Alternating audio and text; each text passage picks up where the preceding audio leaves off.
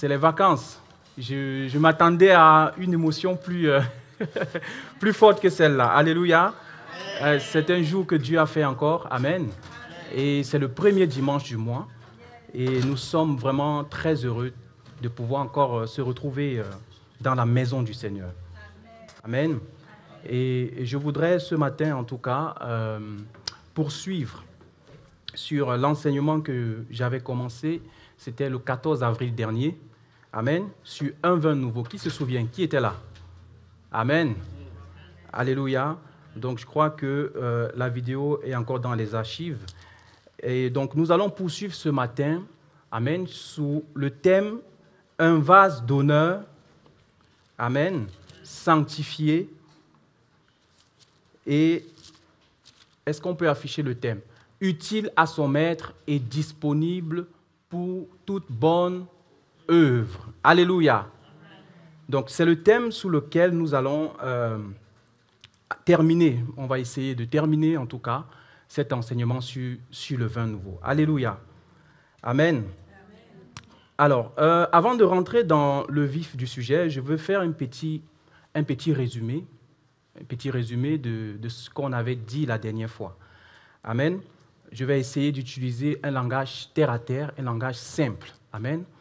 Afin que nous puissions vraiment saisir ce qui est le plus important, en tout cas, s'il faut retenir de l'enseignement que nous avions fait. Amen. Donc, alors, la dernière fois, nous avons étudié, nous avons parlé, en tout cas, des noces de Cana. Amen. Où le premier miracle de Jésus a été manifesté. Et nous avons vu la symbolique des noces. Alléluia. Et le caractère prophétique de cette rencontre aux noces où Jésus était passé concernant l'humanité, concernant l'Église. Amen. Et nous avons vu aussi l'importance de saisir les premiers signes que Dieu opère. Car la Bible dit qu'il est le premier-né de toute la création. Il est le premier-né d'entre les morts, afin d'être en toute chose le premier. Donc, et comme ce signe était le premier des signes, il y a beaucoup d'enseignements, en tout cas, que le Seigneur a voulu véhiculer au travers de cela. Mais s'il y a quelque chose que nous devons retenir de manière plus simple, alors, c'est que considérons en fait les noces comme le monde. Considérons les noces comme, tu peux considérer les noces comme ta famille. Considérons les noces comme notre Église. Amen. Ou alors notre société, je ne sais pas. Ça dit tout environnement, tout groupuscule. Amen. Tout environnement qui a été créé par Dieu pour être un espace d'échange, de partage, mais surtout de réjouissance. Alléluia. Toutes ces choses ont été créées par Dieu. Jean le dit dans le chapitre 1, que tout a été créé par lui et pour lui. Amen. Donc Dieu a créé tous ces environnements-là, en réalité, dans un but bien précis, c'est d'y déverser sa gloire. Amen. Il a voulu que ces environnements-là puissent être un réceptacle de la gloire de Dieu. Et l'apôtre Soresh nous a enseigné longuement sur la gloire de Dieu. Alléluia. Et pour résumer de manière simple, en tout cas pour nous, retenons simplement que la gloire de Dieu, amen, c'est la dimension de l'esprit dans son caractère manifeste. C'est l'esprit dans sa manifestation. Amen. Donc, c'est tout ce qui émane de la réalité et de la personne de Dieu qui est communiqué dans un environnement. Amen. Voilà pourquoi Paul va dire quelque part que le royaume des cieux, c'est la paix, la joie, la justice par le Saint-Esprit. Amen. Donc, partout où le Saint-Esprit se manifeste, il transfère en tout cas tout ce qui est la nature de Dieu, ses vertus, ses attributs, de sorte que ce lieu soit rempli et saturé de l'atmosphère qui siège dans sa présence. Alléluia.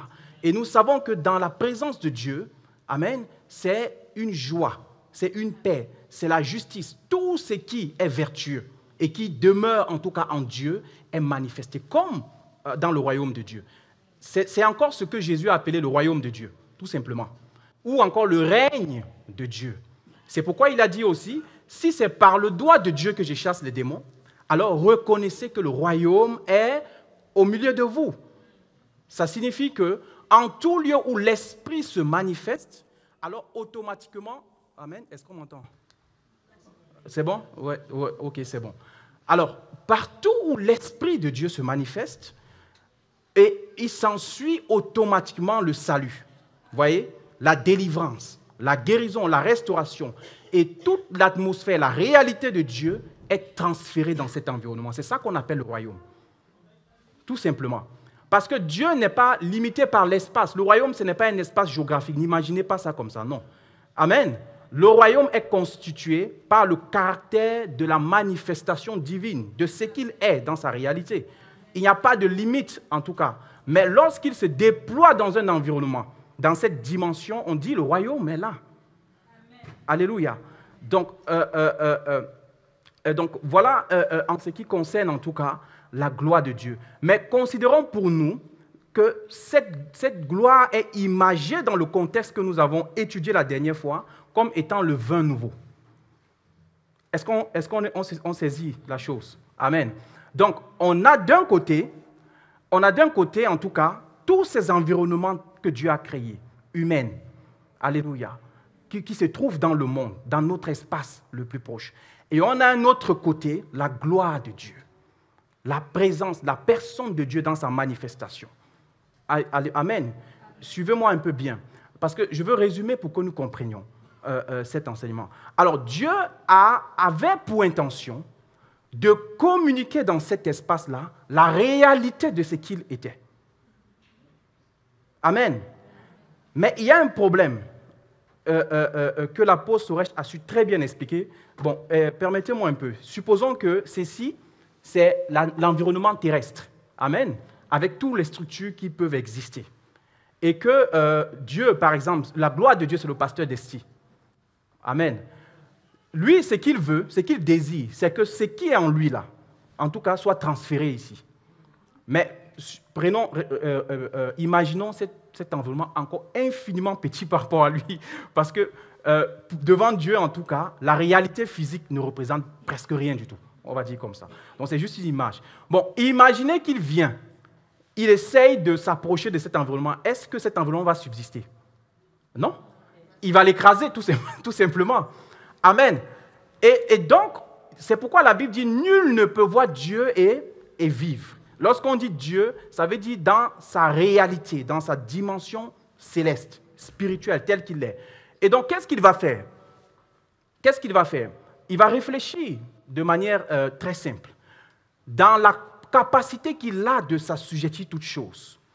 Alors, il va chercher en tout cas un élément de cet environnement. Amen. Dans lequel il va se transférer en tout cas. Considérons que Dieu est illimité et que rien ne lui est impossible. Et cet élément-là sera comme un contenant. Amen. Un réceptacle, quelque chose qui pourra contenir la gloire de Dieu. Comme il a cette capacité de faire toutes choses, il peut se transférer dans ce petit élément qui appartient à cet environnement. Et cet élément, dans cet environnement-là, aura maintenant la charge de pouvoir véhiculer sa gloire. Est-ce qu'on saisit un peu? C'est ça le mystère des noces. Alléluia. Donc, voilà pourquoi vous voyez qu'au commencement, Dieu fit l'homme à son image et à sa ressemblance. Vous voyez qu'il va façonner l'homme comme un vase. C'est d'où le thème d'aujourd'hui, un vase d'honneur, sanctifié et utile à son maître. Et Dieu va prendre la peine de façonner l'homme, de lui donner une forme. Vous voyez, on dit qu'il a été fait de la main de Dieu, un peu comme un potier qui fabrique un vase. Et il va insuffler en lui son esprit, la vie de Dieu, la gloire manifeste de Dieu. C'est pourquoi Adam fut le premier vase. Et il avait pour mission d'initier ce projet sur la terre. Alléluia. C'est pourquoi la vie d'Adam, il était encore sans péché. Adam avait la capacité d'avoir, en tout cas, cette dimension pleine de la présence de Dieu. Amen. Et Adam avait pour but, c'est pourquoi il a dit, allez et multipliez-vous et assujettissez la terre. Donc c'était afin que toutes les structures, les familles, les environnements, les communautés de la France puissent rayonner à la dimension du ciel. C'est pourquoi Jésus dit, quand vous priez, dites que ton règne vienne et que ta volonté qui est dans le ciel soit accomplie sur la terre. Alléluia. Donc ça, c'était le projet du Seigneur au travers d'Adam. Et donc quand il donne cette mission à Adam, Adam avait maintenant cette responsabilité d'être un vase communicateur de la gloire de Dieu. Mais quelque chose va se passer. Adam va se corrompre par la désobéissance. Nous connaissons un peu l'histoire. Amen. Et à cause de la désobéissance d'Adam, il va aussi entraîner sa postérité dans la corruption. Amen. Et le péché va rentrer dans l'humanité. Et voilà pourquoi la Bible dit que tous ont péché, ils sont privés de quoi? De la gloire de Dieu. Amen. Donc, ce qui s'est passé, c'est que la désobéissance d'Adam va séparer l'homme de la gloire. Et nous savons que Dieu a créé tout environnement pour être connecté à lui. Et cette gloire étant absente maintenant, l'homme devient vide d'essence. Amen. L'homme devient vanité. Amen. Et tout ce qu'il va faire, en tout cas, va aller dans le sens de la vanité. Et pourquoi on dit le vin nouveau? Ce n'est pas parce que c'est quelque chose de nouveau. Dieu est éternel. Le nom nouveau, en tout cas, fait référence au caractère renouvélateur de l'esprit. Parce que l'esprit renouvelle, en tout cas, l'atmosphère, en tout cas, qui sied en sa présence en permanence lorsqu'il est dans un lieu. De sorte qu'elle ne varie pas. C'est pourquoi la Bible dit, en lui, il n'y a aucune ombre de variation. Donc, en permanence, quand le règne de Dieu est dans un environnement, alors il y a ce caractère renouvélateur qui fait qu'en permanence, c'est une atmosphère de joie, de paix, de gaieté, de bonheur. C'est pourquoi c'est ce que nous devons chercher plus que toute autre chose. La Bible dit chercher le royaume, c'est-à-dire le règne de Dieu, la gloire de Dieu. Amen. Et tout le reste va suivre. Alléluia. Donc, quand un environnement est déconnecté, l'homme a été privé de cette gloire, alors on dit le vin a manqué. D'où l'expression le vin a manqué. Amen. Parce que rien ne peut plus être permanent. C'est pourquoi dans tout ce qui existe, il y a une certaine joie, mais elle est éphémère. Nous sommes d'accord? Voilà, que ce soit dans la famille, le couple, les entreprises, le travail, tout est correct à l'origine. Mais ça a été créé pour un but et pour quelqu'un, pour fonctionner avec lui, parce que c'est lui la source de vie et qui donne la capacité de régénérer cette vie en permanence dans l'environnement dans lequel il se trouve. Alléluia. Donc, voici que Adam va être privé. Il va séparer l'humanité de la gloire de Dieu. Mais cependant, Dieu n'a pas abandonné son projet. Amen. D'investir la terre de sa gloire. Dieu n'a pas abandonné son projet. Vous savez que Dieu, en fait, nous enseigne beaucoup dans sa parole. Il disait cet élément, il dit, supposons qu'une personne a 10 tranches, c'est-à-dire 10 pièces, et que cette personne en perd une. Vous voyez, qu'est-ce qu'elle va faire? Elle va laisser les 9 autres pour aller chercher celle qui est perdue. Alors, considérez que pour Dieu, l'humanité lui est chère. Il n'est pas question que du ciel. Non, il est le maître, le propriétaire de la terre. La Bible dit, à l'Éternel, la terre et ce qu'elle renferme. Le psaume 24. Amen. Donc, Dieu n'est pas satisfait de qu'il est content au ciel et que la terre soit dans le désordre. Non. Il est capable de laisser toute la gloire qu'il a là-bas pour venir récupérer la terre. Parce que si il ne fait pas ainsi, c'est comme si le Créateur échouait. C'est une insulte à sa personne. Donc, il n'a pas abandonné son projet, de toute façon. Voilà pourquoi Habakkuk va dire à son temps, certainement la terre sera remplie de la connaissance de la gloire de Dieu. Il prophétisait en son temps de ce que la gloire devait revenir sur la terre. Alléluia. Et voici que, voilà, Dieu maintenant va dans son plan, dans sa sagesse, susciter pour nous, alléluia, parmi les descendants d'Abraham, dans la postérité de David, un homme d'un caractère nouveau. Alléluia. C'est lui qu'on appelle Jésus-Christ de Nazareth. Et toute l'Écriture va prophétiser sur sa personne et rendre témoignage de ce qu'un vase nouveau va être reconstitué à nouveau. Amen. Et donc, le but étant vraiment de poursuivre cette mission qui avait été donnée au premier. Amen. Et il va arriver dans le monde, mais d'une manière un peu plus spéciale. Parce que Dieu ne pouvait plus se permettre encore d'échouer, en quelque sorte, si on peut dire ainsi. Voilà pourquoi, contrairement au premier qui a été tiré de la poussière, mais il est dit que celui-là a été conçu par le Saint-Esprit. Ça veut dire qu'il est tiré de la matière incorruptible de Dieu, qui est la parole de Dieu. Et de sorte que le projet de Dieu ne puisse pas connaître de faille. Voilà pourquoi Jean va dire, et la parole a été faite chair. Et elle a habité parmi nous pleine de grâce et de vérité. Et nous avons contemplé sa gloire. Une gloire semblable à celle du Fils venu du Père. Alléluia.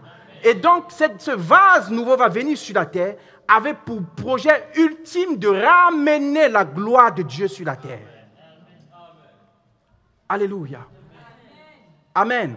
Donc, voici la mission de Jésus. Mais avant cela, il fallait d'abord qu'il fasse la réparation du tort qu'avait commis Adam. Voilà pourquoi il fallait qu'il meure par un sacrifice. Amen. Afin que par son sang, l'expiation puisse être faite. Pour que de nouveau, l'homme puisse avoir la possibilité d'être régénéré. Donc sa mission première, c'était de préparer le salut. C'est ce qu'il a fait par son sacrifice, en donnant sa vie à la croix. Parce qu'il fallait qu'il meure et que par sa mort, en tout cas, le péché puisse mourir dans la chair. Amen. Et donc, en ressuscitant maintenant, la Bible dit qu'il va monter au ciel et il va recevoir de son Père quoi? Le Saint-Esprit. C'est pourquoi il dit à ses disciples, ne vous éloignez pas, mais attendez ce qui a été promis. La gloire de l'Esprit, la manifestation de l'Esprit parmi les hommes.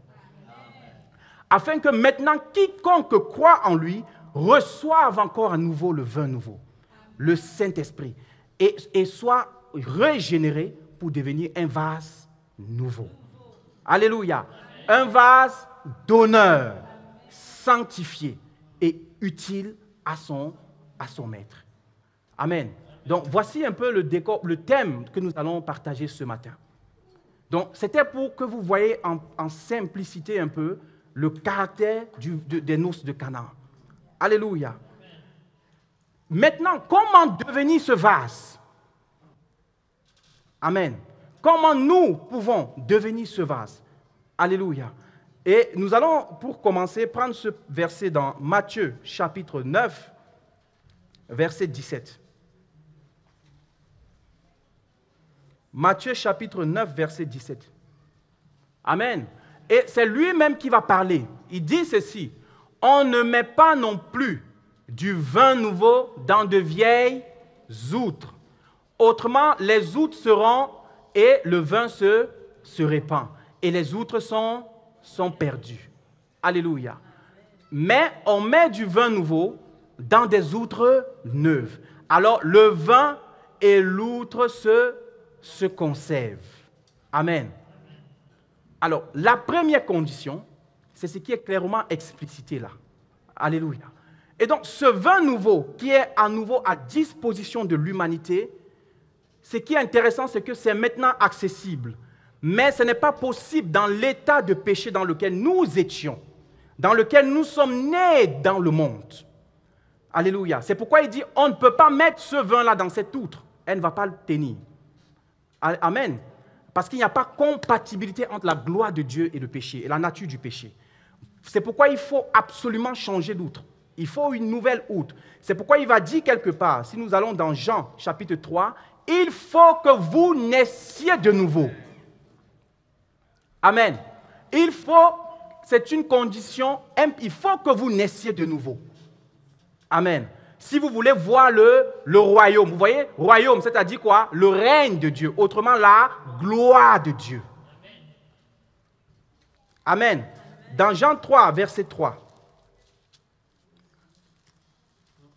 En vérité, je vous le dis, si un homme ne naît de nouveau, il ne peut voir le royaume de Dieu.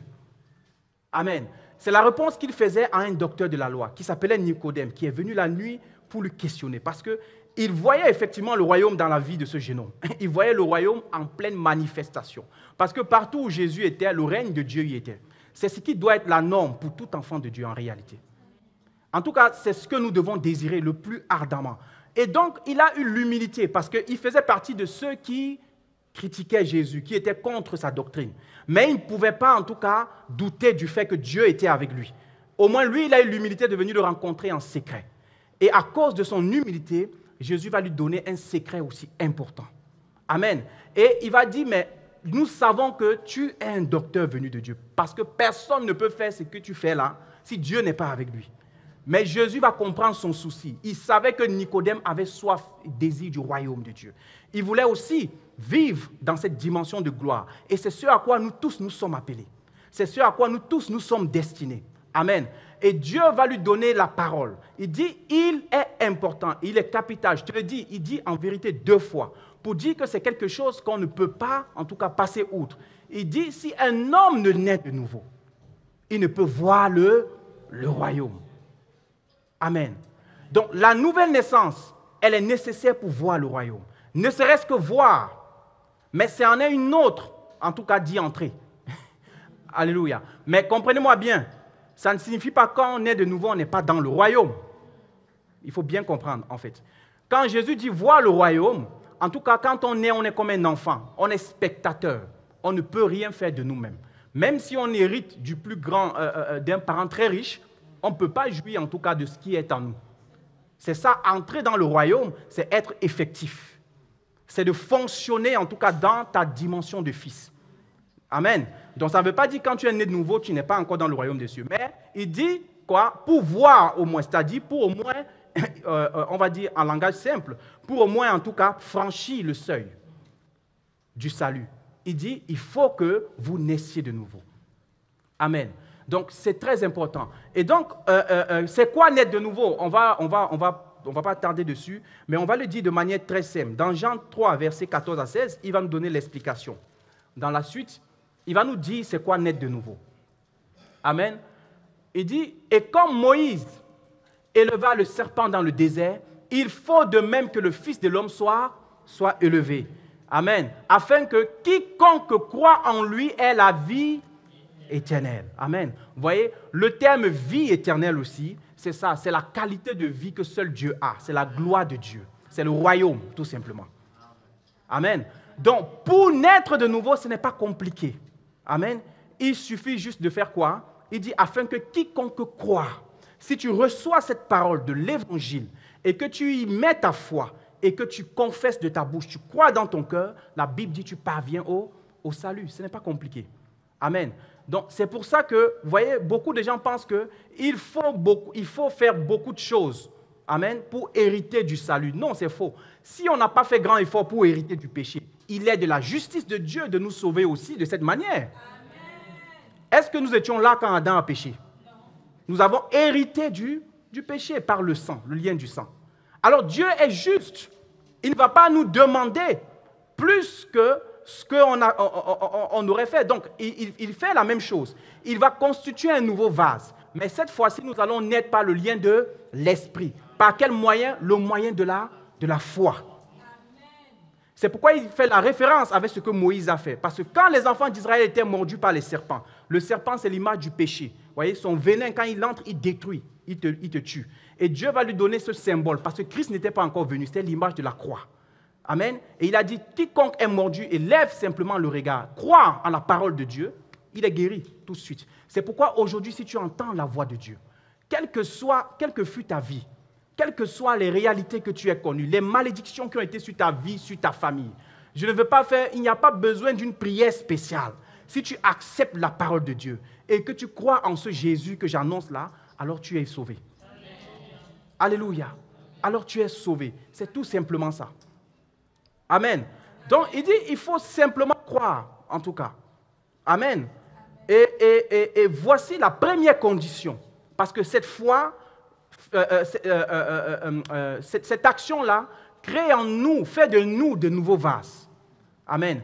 En réalité, ce n'est pas quelque chose d'aussi simple parce que notre nature est carrément changée. C'est pourquoi c'est une étape importante. Il faut l'expérimenter, cette étape. Il faut faire l'expérience de cette étape. Moi, je l'ai fait à un moment donné de ma vie. C'est pourquoi je sais que je suis un enfant de Dieu. Je ne peux pas le démontrer, mais je le sais. Amen. La Bible dit, l'Esprit témoigne à notre esprit que nous sommes enfants de Dieu. Tu dois recevoir le témoignage de l'Esprit, parce que l'Esprit ne ment pas. Amen. Donc, il y a ta nature intrinsèque, elle n'est plus la même. C'est pour ça qu'elle est capable de nouveau de recevoir la gloire de Dieu. Amen. Il ne faut pas confondre ta nature intérieure avec ton caractère naturel et la chair. Non, c'est deux choses. Dieu est esprit et il travaille dans la dimension spirituelle d'abord. Parce que c'est de l'esprit maintenant que les choses viennent dans le naturel. C'est pourquoi il dit, voici venu le temps où des vrais adorateurs adoreront le Père en esprit et en vérité. Alléluia. Donc, voici la première condition. Amen. Et nous allons voir la deuxième chose. Nous allons revenir dans le texte que nous avons médité dans l'enseignement dernier, dans le livre de Jean, au chapitre 2. Nous allons continuer. Amen. Alors, Jean, chapitre 2. J'aime bien avoir les références sur ma propre Bible. Amen. Voilà. Jean, chapitre 2. On va lire les versets 4 et 5. Amen. Alors, Jésus répondit, « Femme, qu'y a-t-il entre moi et toi ?» Bon, je vais lire avec ma version. Dans la version seconde, « Écoute, lui répondit Jésus, est-ce toi ou moi que cette affaire concerne? Mon heure n'est pas encore venue. » Sa mère dit au serviteur, « Faites tout ce qu'il vous dira. » Amen. Vous voyez, c'est la conversation que Jésus a eue avec sa mère, lorsqu'effectivement ils ont constaté que vraiment la fête là, tout est gâté, il n'y a plus de vin. Et elle va venir dire à Jésus, effectivement, comme nous pouvons prier, amen, souvent, elle fait ce rôle d'intercesseur. C'est pourquoi c'est important. C'est important d'intercéder. Amen. Même quand on est sauvé, c'est important d'intercéder pour les autres, pour les nations. Qui sait ce que Jésus va faire? Vous voyez, elle vient plaider pour quelque chose qui ne la concerne pas. Jésus dit, est-ce que nous sommes concernés par cette affaire, femme? En réalité, moi, si je suis sauvé, je ne suis pas peut-être concerné par le fait que le monde périt. Je sais que je suis sauvé. Amen. Mais ce serait un peu, comment je vais dire ça, égoïste. Ingrat même, à la limite. Et même méchant, si je veux être dur. Amen. Voilà pourquoi la compassion doit toujours nous animer. Amen. La compassion doit toujours... On ne peut pas se limiter à notre propre vie. La vie est bien plus que nous-mêmes. C'est trop grand. La vie, c'est quelque chose de spécial. Amen. Elle ne peut pas te concerner seulement. Sinon, tu ne vis pas, tu existes en fait. Alléluia. C'est pourquoi les chrétiens devraient s'engager pour des causes. Amen. Donc, il répond à sa mère. Il dit, est-ce que nous sommes concernés par cette affaire? Mais quelque part, il a un peu raison. Souvenez-vous que Jésus a été invité dans ses noces. Amen. Lorsqu'on reçoit Jésus, c'est comme si on l'a invité dans nos cœurs. Amen. C'est lorsqu'on l'a invité dans notre vie. Donc, considérons que c'est un chrétien, c'est un enfant qui a invité Jésus. Mais vous voyez que deux fois, on peut recevoir Jésus, mais nos affaires ne le concernent pas. Il ne se sent pas concerné, tout simplement. Il est là, mais sa gloire n'y est pas. Est-ce que vous comprenez? C'est ça, en fait, ce qui est important à saisir ici. Il est là, mais il n'y a pas sa gloire. Ça veut dire quoi? Dieu est omniprésent, il est partout, mais la gloire de Dieu n'est pas partout. Non, l'esprit dans sa dimension la plus manifeste, elle ne se trouve pas partout. C'est un trésor, c'est une quête perpétuelle. Amen. C'est un engagement de vie quotidienne, une consciencieuse pour maintenir ce niveau-là. Vous voyez? Et beaucoup de chrétiens se sont contentés de recevoir le Seigneur et de mener leur vie comme ça. Parce qu'effectivement, ils sont sauvés. Ils ont fait de Jésus leur sauveur. Mais Jésus n'est pas encore leur Seigneur. Jésus n'est pas encore leur Seigneur. Celui qui est ton Seigneur, c'est lui qui dicte tes actions. Celui qui est ton Seigneur, c'est lui qui dit ce que tu dois faire. Celui qui est ton Seigneur, tu n'as pas de volonté. Ta volonté, c'est la volonté de ton Seigneur. Le terme Seigneur, là, je ne sais pas si on comprend même ça quand on traduit en français. En fait, faites la relation entre un maître et un esclave. Quand quelqu'un est ton Seigneur, c'est plus fort parce que c'est comme si tu lui rendais un culte. Tu lui devais une obéissance absolue. Est-ce que vous comprenez? Donc, pour beaucoup parmi nous, pourquoi Jésus ne se sent pas concerné? C'est la raison pour laquelle il n'y a pas la gloire de Dieu. Amen. Mais Marie va tout de suite comprendre, en fait, ce qu'il faut faire. Elle dit quoi? Faites tout ce qu'il dit. Elle est en train de faire quoi? De remettre Jésus à sa position de Seigneur. Alléluia. Tout simplement. Elle ne discute pas avec Jésus. Si tu comprends la parole de Dieu, en fait, tu vas comprendre Dieu. Vous voyez? Elle a compris Dieu, tout simplement. Parce qu'elle était intime avec lui. Quoique étant sa mère, elle était vraiment une grande disciple. Je crois que c'est la première disciple. Elle était même parmi les premiers disciples de Jésus, Marie. Elle était très avancée. Elle a compris. Imaginez, parce que ce n'est pas facile quand il y a un lien, quelque chose qui te lie à quelqu'un, et que cette personne est une autorité. Tu vas toujours tendance à utiliser ton lien, en tout cas pour t'approcher, mais elle n'a pas fait ça. Elle a dépassé ça. Elle est arrivée au stade de disciple. Amen. Voilà pourquoi Marie, bon, on va laisser. Et vous voyez que elle dit, faites tout ce qu'il vous dit. Est-ce qu'elle a demandé de faire une partie? Elle a demandé de faire un peu. Elle a d'essayer de votre mieux. Non. Faites tout ce qu'il vous dit. Est-ce que nous sommes sûrs que de la manière dont nous menons nos vies, nous faisons exactement ce que le Seigneur nous dit de faire? Si nous répondons à cette question, nous pouvons alors comprendre pourquoi alors il n'y a pas la gloire de Dieu. Pourquoi il n'y a pas de paix, il n'y a pas de joie, il n'y a pas l'atmosphère du ciel. L'atmosphère du ciel ne vient pas seulement quand je viens adorer Dieu à l'église. L'atmosphère du ciel ne vient pas seulement quand je prie ou quand je parle en langue. Un chrétien, dans ta vie, quand tu marches, la vie est dans ton cœur. Ton cœur doit battre au rythme du royaume de Dieu. La joie, la paix. Il dit, je vous donne ma paix. Pas comme le monde peut le donner. C'est pourquoi un chrétien, devant n'importe quelle adversité, il est serein. Il va jamais... Vous avez vu Étienne, on le lapidait, il dit, Seigneur, pardonne-leur. Quelqu'un qui est rempli de la gloire de Dieu, la mort, en fait, lui est un gain. C'est ce que Paul a dit. Vous voyez, on pouvait les tuer, on pouvait les mettre dans des fosses aux lions, on pouvait les mettre dans le feu, les founaises, rien n'y faisait. Même les rois voulaient les soumettre. Il dit, oh roi, sachez que nous là, on ne peut pas fléchir devant un autre Dieu. On ne peut pas. Et avec sérénité. Et il dit, sachez que notre Dieu est capable de nous défendre. D'où est-ce qu'il tirait cette assurance? Le royaume, le règne de Dieu. La gloire de Dieu. C'est notre partage. Amen. Donc Marie ici est en train de leur dire, en tout cas, de remettre, de reconsidérer cet homme-là. Peut-être vous l'avez vu comme un homme. Vous l'avez vu comme votre collègue du village. Ou alors un homme historique. Vous voyez, Jésus a été un scandale au monde et à beaucoup de personnes. Et moi, je veux dire à quelqu'un, ne sois pas scandalisé par Jésus. N'aie pas honte de ton identité d'enfant de Dieu, de chrétien. Cherche à connaître ton Seigneur. C'est toi qui as donné au monde. C'est toi qui as apporté au monde et pas l'inverse. Le monde a toujours été scandalisé par Jésus. Depuis qu'il est arrivé en Israël, même les Juifs l'ont rejeté. Oh, il a fait du mal à quelqu'un? Non. Tout ce qu'il a fait, c'est quoi? Sauver. Apporter le règne de Dieu. Est-ce mauvais? Non. Mais pourquoi? Parce que aussi en face, il y a une lutte qui s'opère pour endurcir le cœur des hommes. Amen. C'est pourquoi ne te sens pas, comment je vais dire ça? Ne te sens pas offusqué par Jésus. Amen.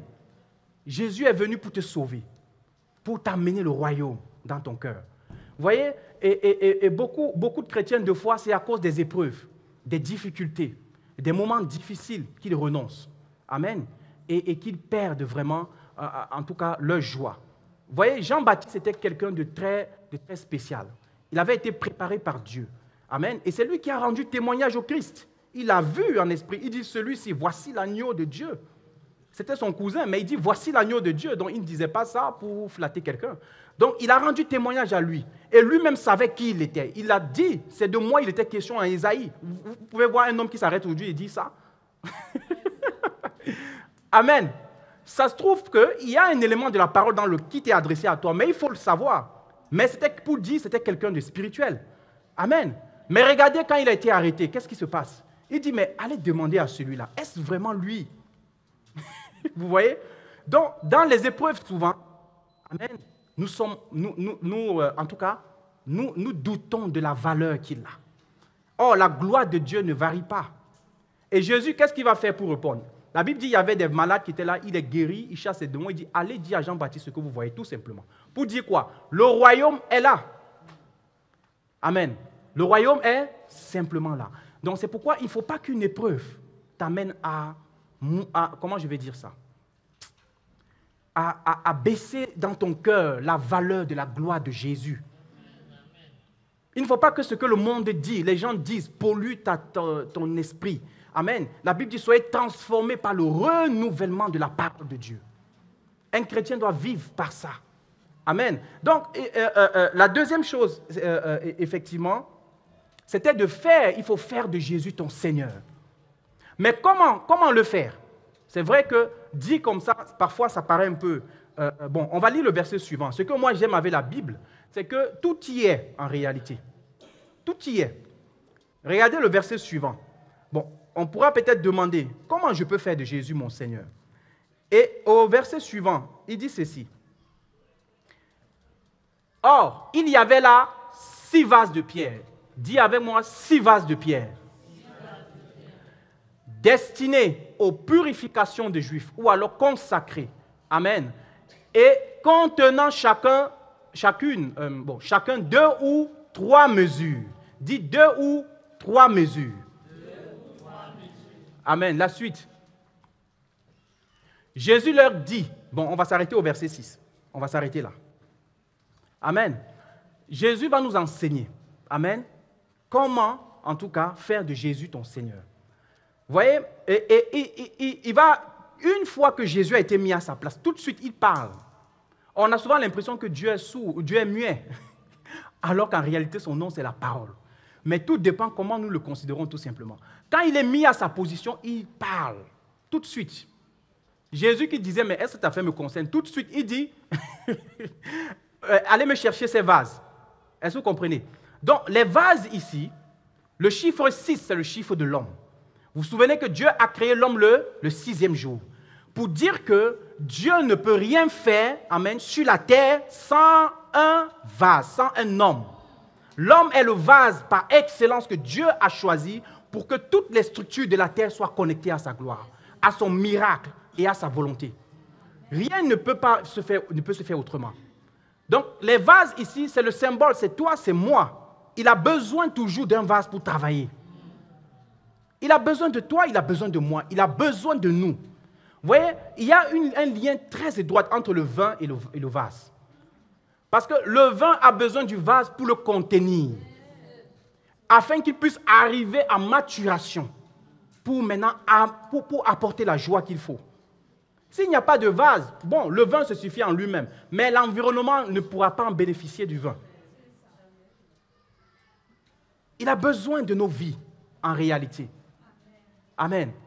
Et il dit, ces vases, en tout cas, étaient utilisés pour les ablutions rituelles. Amen. Dans ma version ici, on dit, il y avait là 6 vases. Il y avait là 6 vases. Qu'est-ce que ça signifie? Il y avait là. Ça signifie quoi? Que ces vases étaient disponibles. Ces vases étaient disponibles. Certainement qu'en Israël ou à Canaan ou dans l'Uste, il y avait beaucoup de vases. Amen. Mais où Jésus était, et il était dans le besoin, il n'y avait que ces 6 vases. Alors, sommes-nous disponibles en réalité? C'est ça la question. Parce que pour obéir à quelqu'un, encore faut-il recevoir ses instructions. Alors, cela demande de la disponibilité et l'attention. David disait dans les psaumes, « Je lève mon regard vers toi, comme un serviteur élève son regard vers son maître, comme une servante élève le regard vers la maîtresse, pour attendre instruction. » Amen. Donc, il y a le facteur de la disponibilité. Sommes-nous disponibles pour entendre Dieu? Amen. Est-ce que nous sommes disponibles? C'est la première question. Il dit, les vases étaient là. Ça signifie que ces vases-là, en réalité, étaient au bon moment. Est-ce que vous comprenez? Et la Bible dit en plus que ces vases n'étaient pas simplement disponibles, c'est-à-dire inactifs, non, mais en même temps, elles étaient consacrées, utiles. Donc, je ne suis pas en train de dire que en fait, il faut forcément, en tout cas, entendre Dieu pour faire quelque chose. Non. Être consacré, tout simplement. Bon, on peut dire beaucoup de choses dessus, mais c'est simplement, en tout cas, comment je peux dire ça? C'est simplement être appliqué à une tâche de manière vraiment conséquente. C'est vraiment être appliqué, utile à quelque chose. Vous voyez? Voilà les deux notions qui nous permettent, en tout cas, que Dieu nous donne comme indication. La disponibilité et le fait d'être consacré. Amen. Donc, le fait que ces vases étaient en même temps disponibles et en même temps consacrés. Amen. Donc, nous voyons l'importance pour nous, en tout cas, d'être disponibles pour Dieu. J'ai donné cet enseignement vendredi, pendant la réunion de prière, amen, sur le style de vie de prière de Jésus. Et on a enregistré, on aura l'occasion d'envoyer les enregistrements pour que vous écoutiez encore. Je ne vais pas revenir là-dessus, mais nous devons construire notre vie dans ce modèle pour être à l'écoute du Seigneur. Une vie chrétienne ne peut pas revêtir tout son sens si on ne reçoit pas d'instruction de Dieu.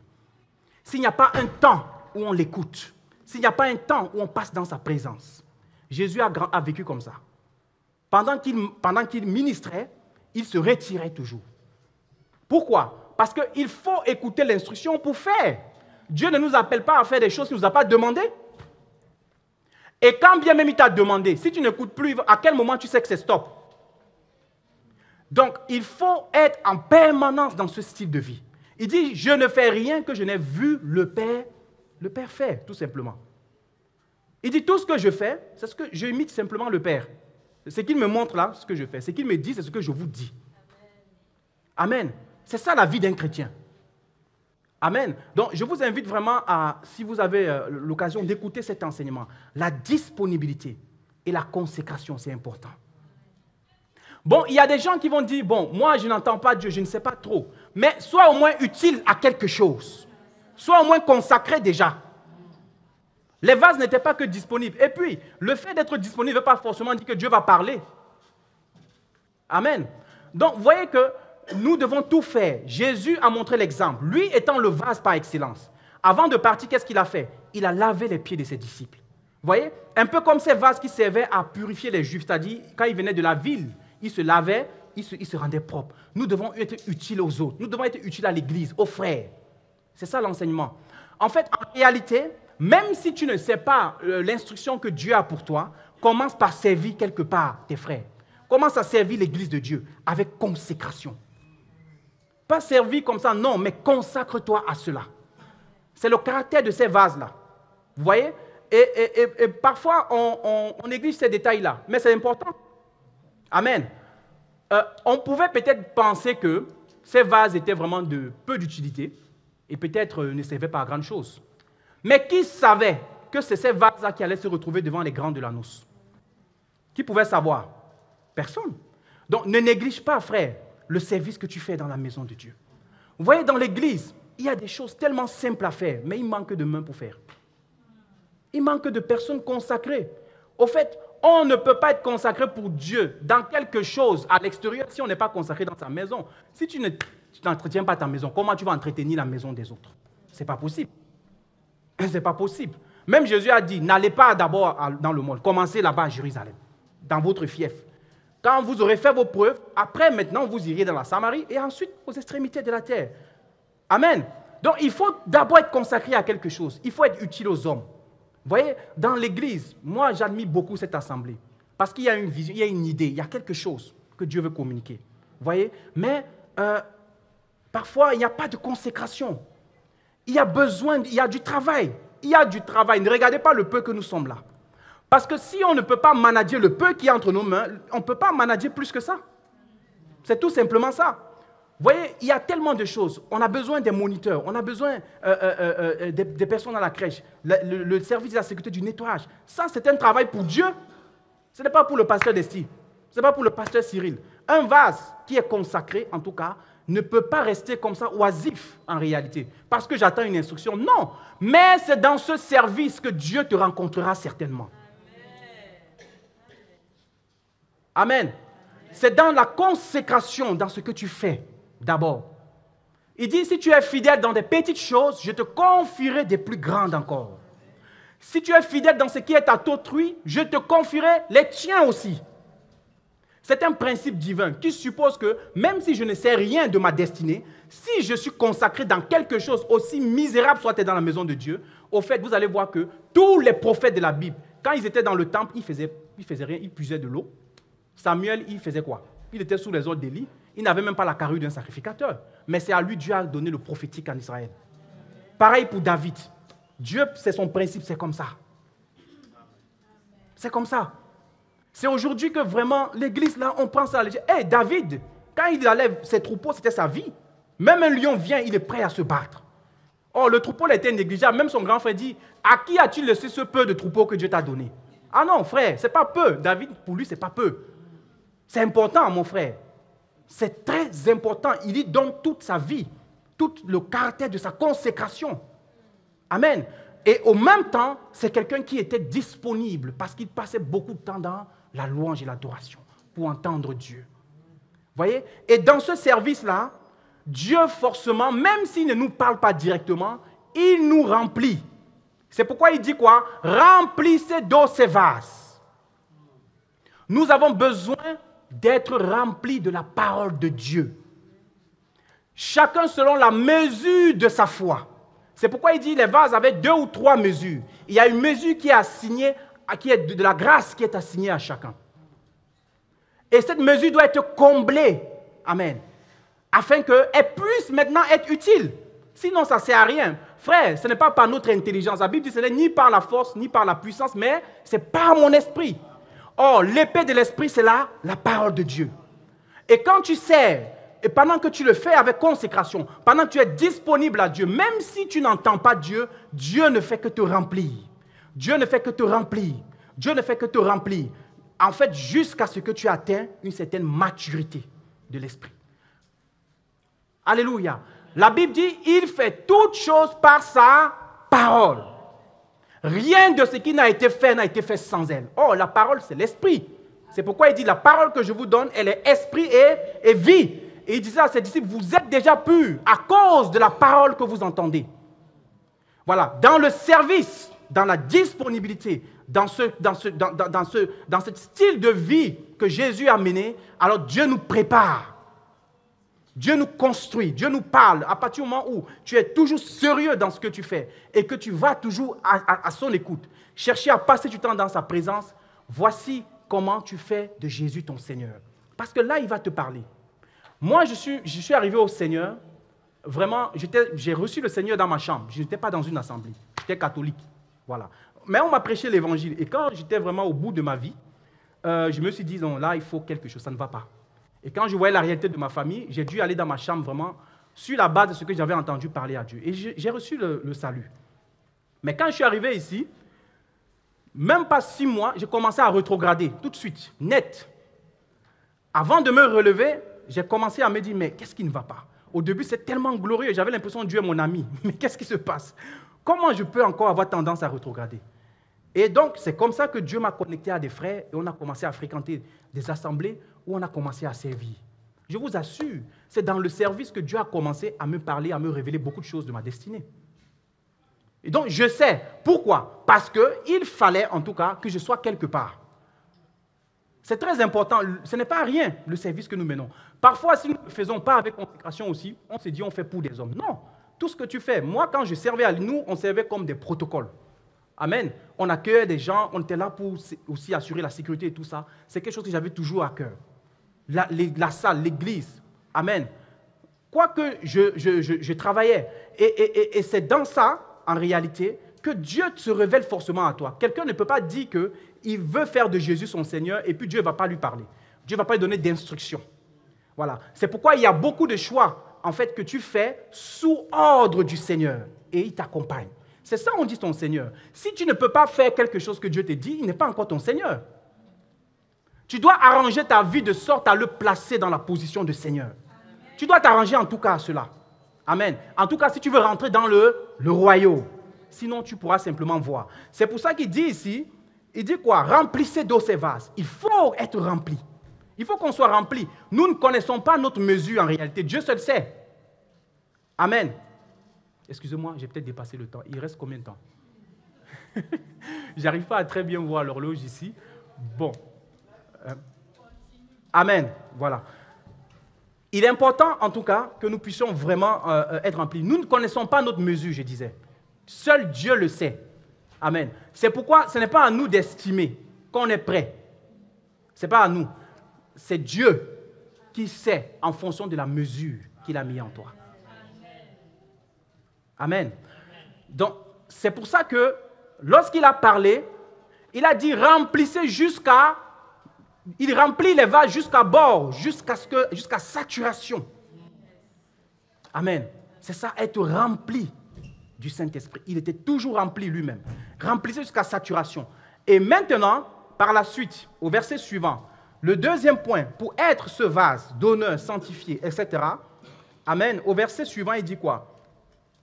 Au verset 8 plutôt. Amen. Au verset 8, il dit, puisez maintenant, leur dit-il, et portez-en à l'ordonnateur du repas. Amen. Et ils en portèrent. Voilà. Vous voyez, à partir du moment où ils ont obéi, vous voyez, au bout de l'obéissance, à partir du moment où ils ont obéi, quelque chose va se déclencher. Est-ce que vous comprenez? Vous voyez, quand vous êtes sous l'obéissance et que le temps de la manifestation de la volonté de Dieu pour toi arrive, tu le sais. Tu sais les saisons de ta vie. Tu sais les temps. Tu sais quand la chose est arrivée. Tu sais la direction qu'il faut. En tout cas, même si tu ne sais pas, Dieu te conduit. Dieu te conduit. C'est comme ça. Voilà. Donc, quand la chose est remplie, maintenant, alors, c'est là maintenant qu'on peut aller dans le monde. Aller dans les secteurs de la société. Aller dans les médias. Aller dans les environnements naturels. Aller dans les familles. Aller dans le social. Aller dans tout lieu pour apporter la gloire de Dieu. Amen. Et vous voyez que ça demande la foi. Là, la foi doit rentrer en action. Mais quand tu es rempli, la foi vient naturellement. Parce que la Bible dit la foi vient de ce qu'on entend. Et ce qu'on entend vient de la parole de Dieu. Tu ne peux pas être un vase arrivé à maturité, tu n'as pas de foi. Ce n'est pas possible. Voilà, on ne dit pas non, parce que beaucoup aujourd'hui, ils y vont par émotion. Non, par la foi de la parole, qui s'appuie sur la puissance intangible de Dieu. Voilà, il dit, à ce moment, il faut oser, il faut y aller. Voilà, par rapport à ce que Dieu t'a communiqué, par rapport à la vision que Dieu t'a communiquée. Vous voyez, le fait de remplir d'eau, l'eau, ce n'est pas simplement la parole. La parole, oui, y est pour beaucoup. Mais vous voyez que l'eau et le vin, il y a un lien très fort. Vous voyez? L'eau aussi peut imager toute connaissance qui peut être utile à la réalisation de ta destinée. C'est pourquoi pendant ta disponibilité, tu dois continuer d'apprendre. Tu dois continuer de te former. Tu dois continuer d'étudier. Tu dois continuer de réfléchir. Tu dois continuer le Saint-Esprit te conduira dans beaucoup de choses. C'est pourquoi il ne faut pas beaucoup perdre le temps dans des futilités. Jésus, sa vie, c'était comme ça. Amen. Entre les montagnes et les déserts, ce n'était pas pour rien. Paul, c'était sa vie. Il avait toujours des parchemins. Il n'y avait pas que la parole de Dieu, mais il comprenait aussi le contexte socio-culturel dans lequel il vivait, la réalité des pensées qui prévalaient. Parce que tout ne va pas t'être donné spirituellement, mais l'Esprit use aussi de ta connaissance naturelle, le peu de connaissance naturelle que tu as dans l'environnement pour agir. Vous imaginez par exemple notre pasteur Laurence, Dieu l'a appelée en politique, mais pendant qu'elle servait dans la maison de Dieu, elle continuait de se former, de travailler pour son projet. Vous voyez? C'est comme ça. Elle continuait d'apprendre, d'acquérir la sagesse. Et Dieu la façonnait. Ça peut être valable pour tout. Parce que si tu dis par exemple que Dieu t'a appelé à être ingénieur, mais commence par faire des études d'ingénierie. En même temps que tu cherches Dieu, en même temps que tu pries et que tu sers dans l'église. Vous voyez? Et quand tout cela arrive, il dit maintenant puisez et allez donner. C'est pourquoi un enfant de Dieu, il amène la distinction partout où il va. Parce que ce qu'il donne n'est pas la connaissance naturelle, mais elle est appuyée par la puissance de Dieu, par l'autorité de Dieu. Alors elle guérit, elle construit, elle restaure, elle relève et elle amène de nouveau à glorifier Dieu, les hommes à glorifier Dieu. Amen. C'est pourquoi l'Église est ce centre d'équipement pour préparer les disciples. Il dit, allez partout dans les nations. Lorsqu'il parle des nations, il ne parle pas des pays et tout. Non, il parle de cette différente structure de la société dans laquelle le disciple doit aller investir de la gloire de Dieu. Alléluia. C'est ça le troisième point. Oser avoir la foi. Donc, en même temps que tu construis ta vie, tu dois construire ta vie sur le modèle que tu as reçu de Dieu, de la parole de Dieu, de l'instruction divine, de la manière la plus stricte. Il dit à Moïse, aie égard à faire tel que tu l'as vu sur la montagne.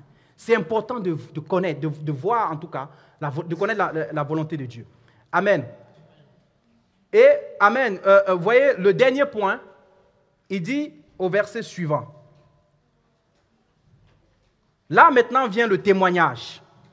Il dit, en général, on sait d'abord au verset 9 d'abord, l'ordonnateur du repas, il goûta l'eau qui avait été changée en vin. Par quel processus? On ne sait pas. Parce que jusqu'alors, ce qu'ils ont amené, c'est l'eau. C'est pourquoi ne néglige pas la parole de Dieu. Elle ne ressemble à rien, n'est-ce pas? Mais elle est capable de se mêler à tout environnement et produire le miracle de Dieu. Ne négligeons pas, frère. Nous avons l'âme la plus puissante du monde. Ce n'est pas l'âme atomique, frère. La parole. Tout a été fait par elle. Amen. Il dit, lorsqu'il goûta, il dit, il ne savait pas d'où venait ce vin. Amen. Alors que les serviteurs le savaient, puisqu'ils avaient puisé l'eau. Amen. Aussitôt, il fit appeler le mari et lui dit, Alléluia. Donc, voilà pourquoi quiconque, en tout cas, va goûter à la source qui sortira de toi, saura en réalité que ça n'existe pas dans le monde. C'est alors que nous aurons l'occasion de témoigner. Le témoignage, ce n'est pas par notre arrangement. C'est Dieu, quand il convainc de sa véracité, les cœurs se plient à Jésus. Vous voyez? Si on a des chrétiens vraiment fidèles, solidaires, qui investissent dans la nation, je ne suis pas sûr que la nation va rester pareille. Moi, je ne suis pas sûr. Amen. C'est pourquoi nous y travaillons. Vous voyez qu'une fois qu'ils ont goûté, ils savent que ça, ce n'est pas un vin terrestre. Donc, ce que tu communiques dans ta famille, ce que tu communiques dans ton entreprise, ce que tu communiques dans ton environnement, en tout cas, dans lequel Dieu va t'injecter, alors c'est la gloire du royaume qui sera manifestée. Alors les cœurs se plieront et toi, tu auras l'occasion de témoigner. Parce que tu sais d'où ça vient maintenant. Donc, tu es le seul à pouvoir dire que c'est Jésus. Alléluia. Pour lui, c'est le vin, mais ça va l'arranger en tout cas. Mais il ne saura pas, il va savoir, mais d'où est-ce que ça provient. Mais toi, tu sais dans ton cœur. Alléluia. Amen. Donc, voici pourquoi la Bible dit, prenez comme une carrière. Alléluia. L'appel que le Seigneur nous a donné. En tant qu'enfant de Dieu, en tant que chrétien. Alléluia.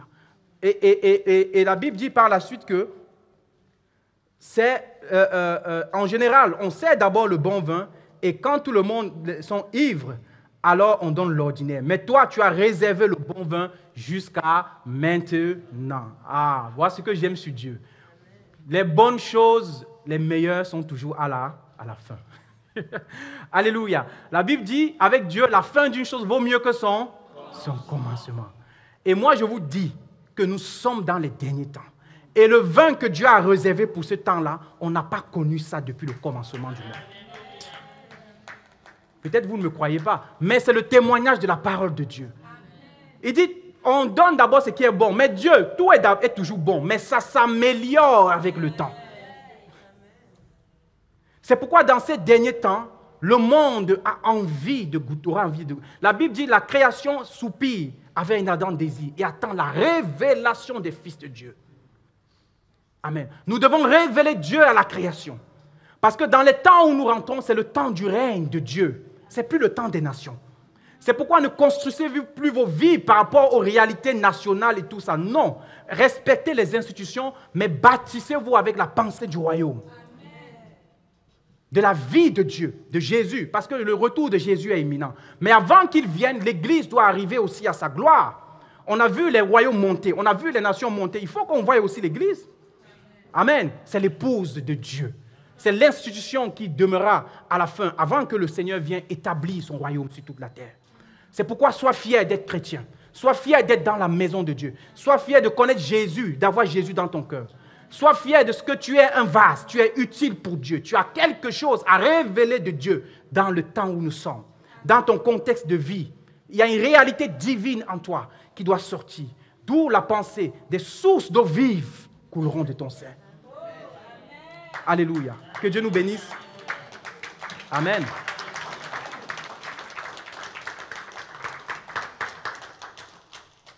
Nous allons terminer, nous allons prendre un petit moment. On va tout simplement se lever. Et nous allons continuer à chanter ce chant. Nous voulons voir la gloire de Dieu. Seigneur, fais-nous voir ta gloire. Et pendant que ce chant va passer, je veux que tu pries, nous prions dans notre cœur par rapport à la parole que Dieu nous a donnée, afin que nous sortons d'ici avec la substance qui va nous permettre d'avancer. Amen. Prenons un moment pour prier le Seigneur. Alléluia.